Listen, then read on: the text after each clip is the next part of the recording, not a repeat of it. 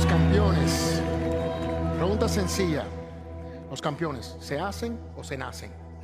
There is a precise, recent moment during the America Business Forum when time seems to stop.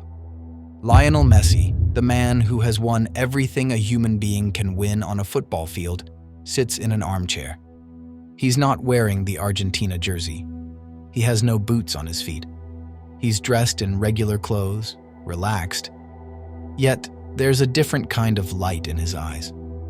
The host asks him about his success, expecting the usual answer about hard work, about Barcelona's La Masia, about sacrifice. But Messi shakes his head.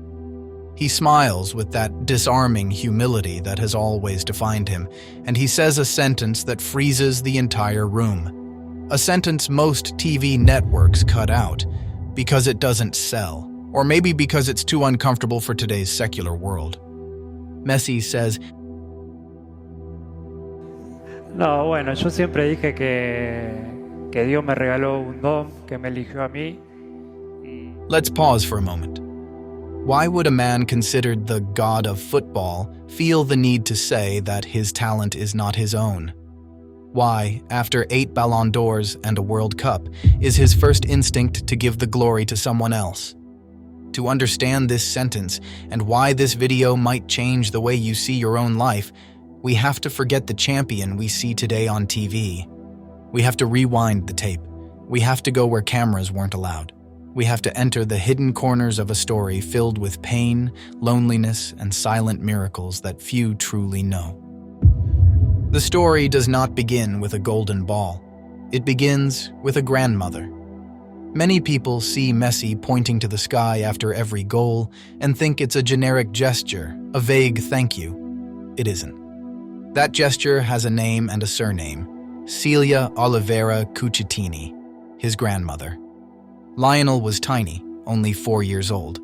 Nobody wanted to let him play for Grandoli, the small neighborhood team, because he was too little. Boys his age towered over him. The coach, Salvador Aparicio, said, "I won't put him on the field. They'll hurt him. He's a flea." It was Grandma Celia who argued with the coach. She stood up in the stands and shouted, "Put him in. Let him play." The coach, exasperated, threw him into the game. And then the unexplainable happened. That little boy who could barely tie his shoes took the ball and dribbled past everyone. He just kept going. When Messi scores today, at 36, and lifts his eyes to the sky, he is speaking to her. He is remembering that someone believed in him when the world only saw a fragile child. Messi's faith begins here, in the family, in realizing that love comes before success. But talent alone isn't enough. And here we arrive at the part of the story that explains the phrase, "God chose me." Because being chosen by God does not mean having an easy life. Often, it means the exact opposite. It means walking through the desert.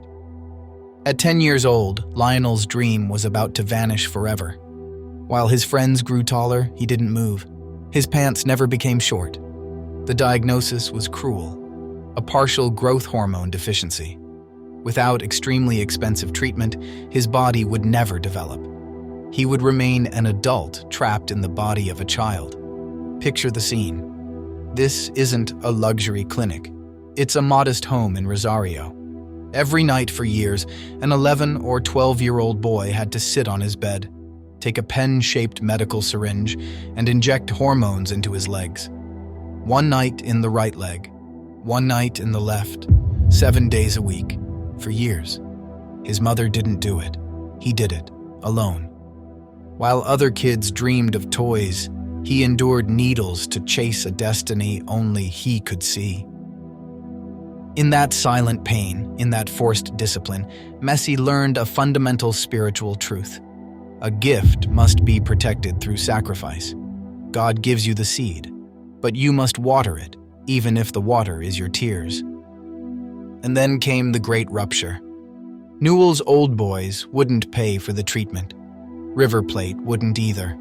The only hope was across the ocean, Barcelona. But the price was enormous. His family was torn apart. His mother and siblings couldn't adapt to Spain and return to Argentina. Lionel stayed in Barcelona alone with his father, Jorge. At 13, Leo cried at night with his face buried in the pillow so his father wouldn't hear him, so he wouldn't worry. He felt guilty. He felt that the family had broken apart because of his talent. It's in those moments of total loneliness that faith stops being a tradition and becomes an anchor. Messi rarely talks about this. He is extremely private. But people close to him know that in those years, prayer was his refuge. The awareness that his talent had to have a bigger purpose, that it couldn't all be meaningless. And yet, for years, it seemed like God had forgotten him precisely at the decisive moment, playing for his nation. This is the part of the story that makes his faith real, because it is a faith forged through failure. We all remember the triumphs with Barcelona. But do you remember 2014, the final lost against Germany? 2015, 2016, 3 lost finals in a row. In Argentina, they called him the Catalan. They said he didn't feel the jersey.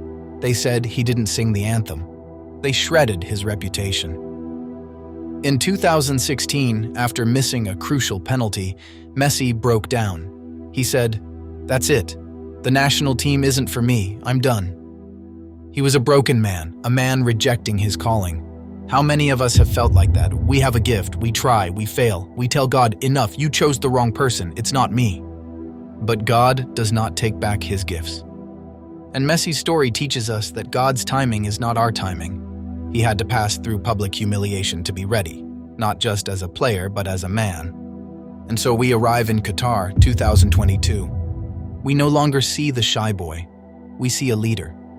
But above all, we see a man at peace. Before the final, Messi tells a journalist a prophetic sentence. "I feel that God will give it to me. I feel this is the one." It wasn't arrogance, it was surrender. It was the inner certainty that the circle was closing. There is an image just seconds before Montiel's decisive penalty that went viral among believers. Messi looks up to the sky and whispers something. Social media exploded. Lip readers insisted, "He's talking to Maradona. He's calling his grandmother." Months later, Messi revealed the truth, an even deeper truth. He denied all of it. He said, "I wasn't speaking to Diego or my grandmother. I was speaking to God. I was asking him to end it there, to not make us suffer anymore." At the defining moment of his life, Messi wasn't looking for ghosts. He was looking for the Father. And immediately after the victory, his first words were not about tactics or teammates. He kneels and then, still breathless, he says, "I knew God would give it to me. I always thanked God. It's all thanks to him." The whole world looks at the trophy. Messi looks at the one who gave it to him. This is why that sentence at the America Business Forum is so powerful. When he says, "God chose me," Messi is dismantling the myth of the self-made man, the man who built himself. Today's society tells you, you are your own God. Everything depends on your will. It's a lie that crushes us because it puts an unbearable weight on our shoulders. Messi, the most accomplished athlete in history, tells you the opposite. "I am not the source of my greatness. I am only a channel." And think about this. Having this attitude didn't make him lazy. It made him the best. Knowing that his talent was a divine loan made him responsible. It kept him away from the scandals that destroyed so many other stars. It made him a faithful husband to Antonella, the girl he met when he was 5. It made him a present father to his 3 children. Messi's faith is not made of statues. It is made of solid values. It is a faith that says, "Since much has been given to me, I must give my best." And now, I want to talk directly to you watching this video. Maybe you're thinking, "Okay, great story, but he's Messi. He's the chosen one. What does this have to do with me?" That's where you're wrong. The theology of the gift does not apply only to football geniuses. It applies to every single life. When Messi says, "God chose me," he doesn't mean God rejected you. God doesn't create background characters. In the movie of life, there are no spectators in heaven's eyes. If you examine your life as closely as we examined Messi's, you'll find traces of the gift in your own story. Think about the difficulties you've overcome. How did you get through them? Think about that intuition that saved you. About that person who arrived at the right moment, like Grandma Celia. About that strength you found when you were about to collapse, like Messi in Barcelona. That wasn't just you, that was the gift working in you. Our problem is that we often look at others' gifts and despise our own. We want the visible gift, the one that brings applause, money, fame. But maybe your gift is the ability to listen. Maybe it's the patience to teach. Maybe it's the strength to hold a difficult family together. Maybe it's generosity, or art, or prayer. The lesson Messi gives us today, taking off the superstar mask and speaking heart to heart, is this: recognizing your gift is the first step toward happiness. If you believe you did everything by yourself, you'll live in fear of losing everything. If you recognize that everything is grace, you'll live in gratitude. And gratitude is the only thing that can fill the emptiness that success, money, and fame will never fill. I hope this video isn't just another YouTube video you watch and forget. I hope it becomes a turning point for you too. So I'm asking you to do something concrete right now. Stop for a moment. Don't look at what you lack, look at what you have. And write in the comments a sentence that is an act of faith and recognition. Lord, thank you for the gift you placed in me. Help me to see it. Write it. I will read every comment. Let's create a wave of gratitude that travels across the world, just like the message Messi shared from that stage.